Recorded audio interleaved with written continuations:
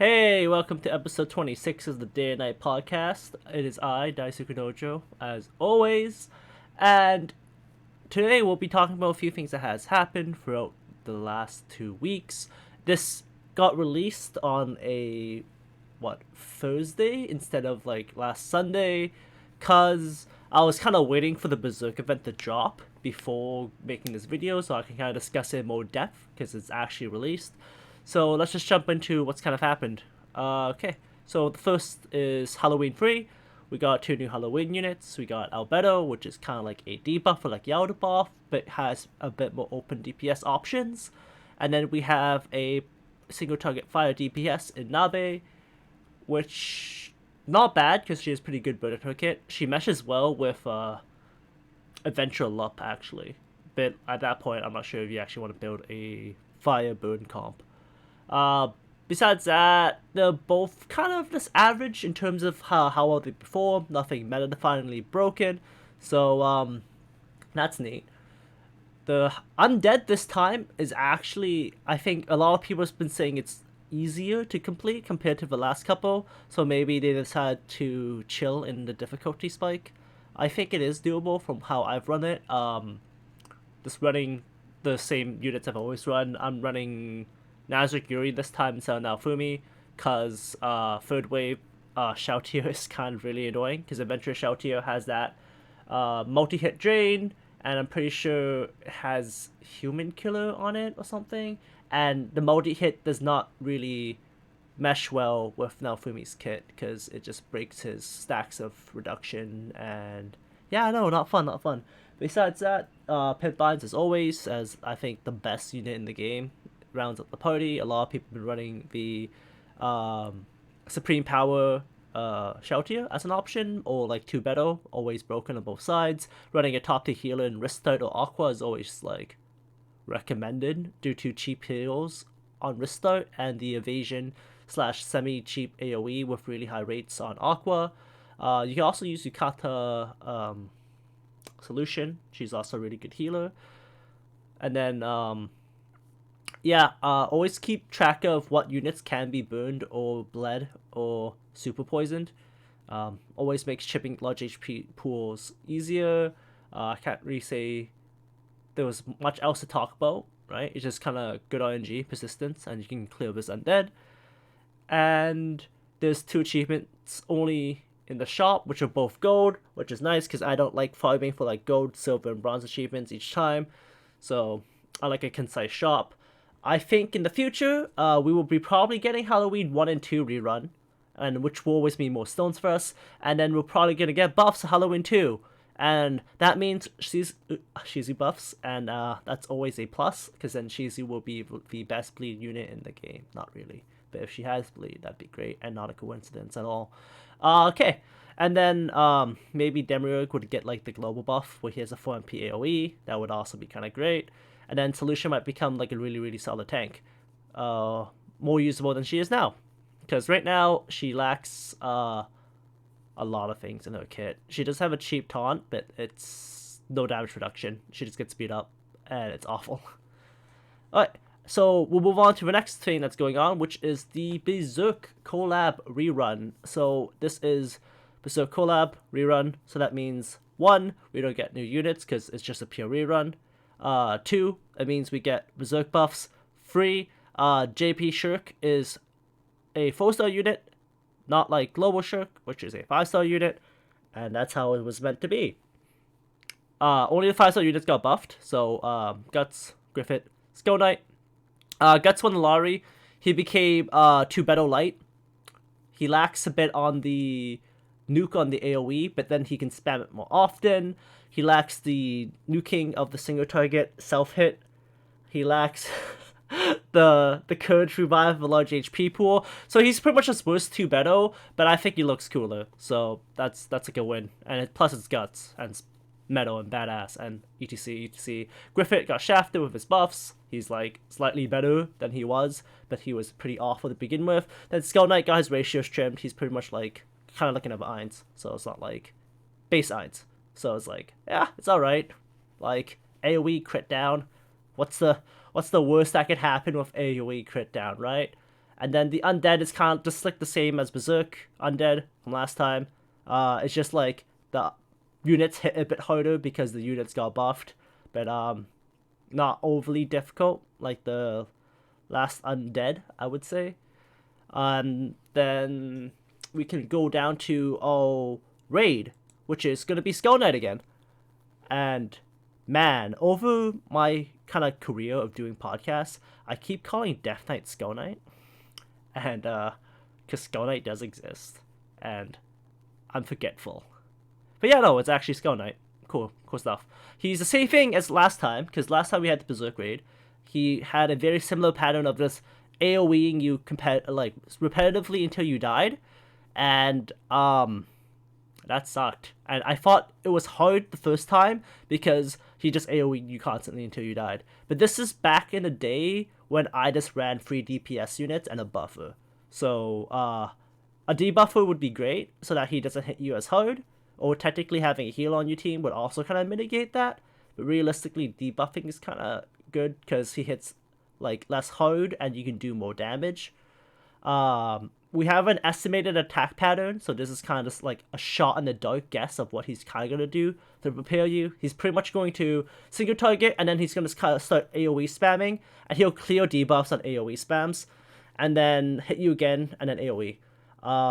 He might also clear debuff on turn 5, but at that point it doesn't really matter because the raid's over, so not an issue.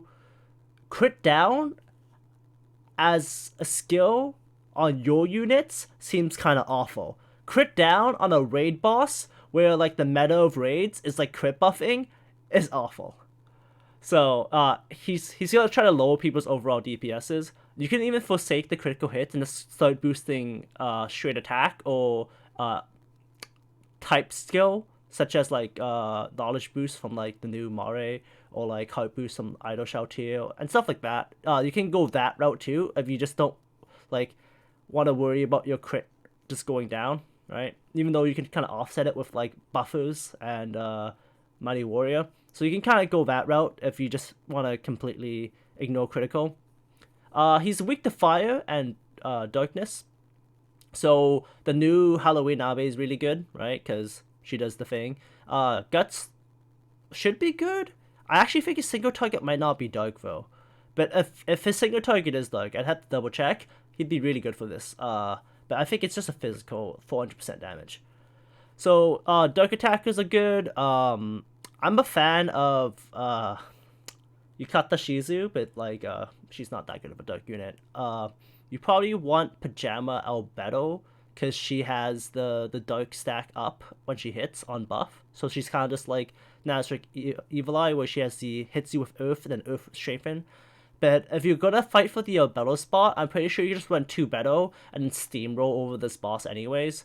So it's like 2 Beto and then like Pajama Albedo, or like kind of the flow chart and like what Albedos you run. And then you could technically run like Halloween Albedo for being a debuffer. I still don't think that's super good, because Albedos are really good generally, which kind of sucks as waifu bait, but at the same time, when you pull for an Albedo, it's generally a good unit. Like, don't get me wrong, not all of them are winners. Spore one's kind of weak, Halloween one's kind of meh, for like just the premium Albedo slot. It's like the Ein slot in teams, because the Ein slot's like kind of like, oh, you run Pimp Eins and you're good, but at the same time, you could be like, oh shit, maybe I want Nazarick Eins because he's a good magic buffer for a team, right? Or it's like, oh, maybe like Tank Eins, like Gladiator Eins is the only unit you have. It's like, I need a tank and he's like my best one. Then you lose the Ein slot to that too. Or you can run something like Coolly Jank, such as like New Year Eins. It's like, I don't need a tank because I got New Year Eins, and he kind of gives mitigation and all that good stuff to a team. So a lot of different options for the Ein slot that like gets fought over, but generally there is also like a flowchart of like, you should use this Eins first, and it steadily goes down. Okay, besides that, other notable fire units, kind of sucks, because normally you want Burn, but this is a raid boss. He's immune to everything, unlike the last boss, where I think you could actually seal and paralysis on certain turns and stuff. So yeah, he's immune to everything. He doesn't have physical and magical reduction like the last boss did, because I think they realized you can't stop 2 Battle from being broken. So if putting physical reduction just makes every unit worse.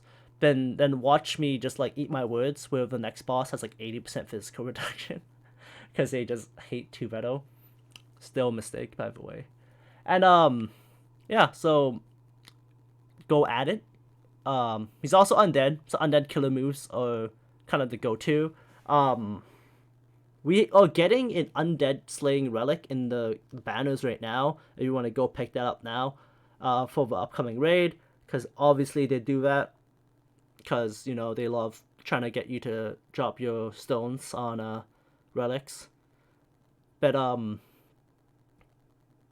there's not much else to say about this boss. It's really straightforward, which I do like, and you can get Luck 100 Skull Knight. He has a 4 MP farming skill, so he's like one of the premium 100 luck units to just go grab from a raid.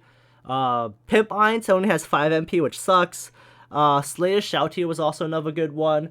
And then like Goose from ReZero was, but then like at this point his base attack was so low, so I'd say like Skull Knight's attack is actually decent, and he makes a great farmer. He looks cool, 4 MP, so you can hit all 3 waves on most farming maps. 100 luck, good shit.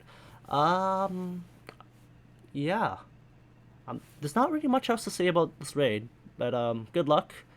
I'm probably gonna go run something really, really jank or really old, like a physical team, full of not too beto, which so hopefully I get some medals and maybe go grab maybe OD5 Skull Knight, because I think that'd be kind of neat, even though I never really use them much.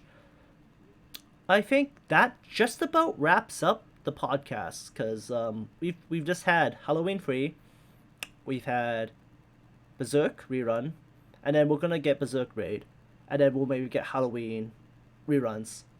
And then November is the month after October, and we're probably getting another collab. If you keep up with the Discord chats, you'll know what the next collab is.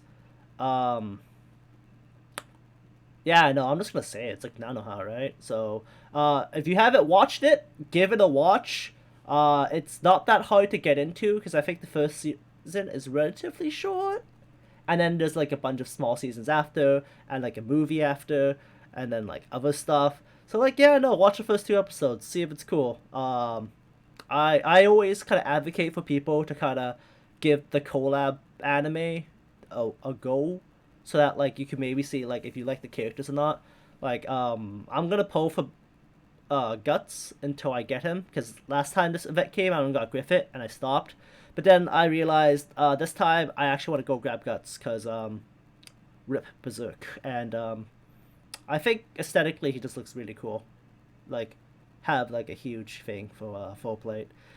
Okay, so that wraps up this episode of the Day and Night Podcast. Thank you all for listening, and honestly, next podcast 2 weeks time from now should probably be back to the Sunday, or if the event is a bit closer, I'm gonna try to just push it ahead or be back, just try to match it again. Thank you so much for sticking with me for the rest of this episode, and catch you next time.